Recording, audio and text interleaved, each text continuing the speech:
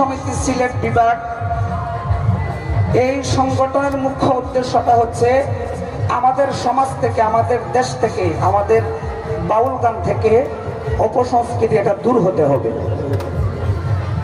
কারণ একজন কবি, একজন সাধক একটা গান লিখেছেন,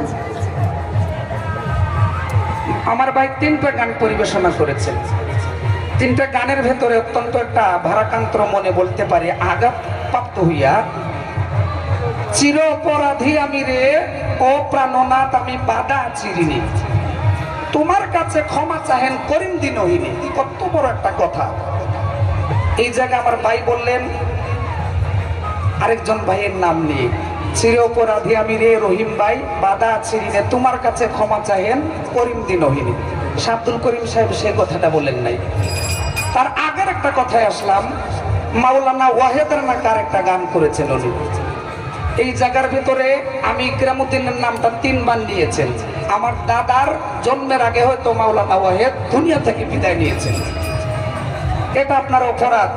যে অপরাধের কারণে বাউল কল্যাণ সমিতি সিলেট বিভাগের মাননীয় সভাপতি জনাব কামাল উদ্দিন রাসেল সাহেব আপনার বিরুদ্ধে উকিল নোটিশ পাঠানোর ব্যবস্থা করেছিলেন, তারপর আপনি সংশোধন হন নাই।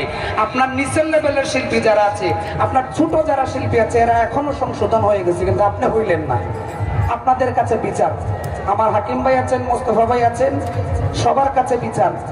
আমি এই সংগঠনের অর্থ সম্পাদক। এখানে লাইভ হচ্ছে, ভিডিও ক্যামেরা হচ্ছে, আপনারা দেখুন। উনি 3টি গান করেছে। লাইভের ভিতরে মানুষ ওনাকে কি বলেছে আর আমাদেরকে কি বলেছে আপনারাই বলুন। আমি কালকে বাউল কল্যাণ সমিতি সিলেট বিভাগের ভেতরে জবাবটা গিয়ে কি দিব, যেই জায়গায় আমি এখানে বসা আছি। এতটুকু আপনাদের কাছে বিচার দিলাম। এটা আমার কাছে অত্যন্ত দুঃখজনক ব্যাপার। দয়া করে আপনি স্টেজে এসে সবার কাছে, দেশবাসীর কাছে ক্ষমা চেয়ে যান। ধন্যবাদ সবাইকে।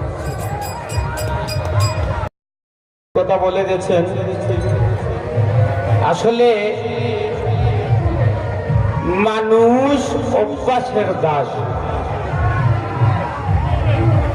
পূর্বে আমরা এই হবিগঞ্জ জেলার মানুষ, মহিলা থেকেই নাম ধরা শুরু হয়েছিল, এটা অভ্যাস হয়ে গেছে। আর উনি বললেন আমি ক্ষমা চাওয়ার জন্য। তো যাই হোক, আমি ক্ষমা চাচ্ছি। ক্ষমা যারা চায়, এটা আমার ইকরামউদ্দিন ভাইও হইব না। আমরা তো খালি মাফ চাইতাম আর আল্লাহ আমরা মাফ দিতা।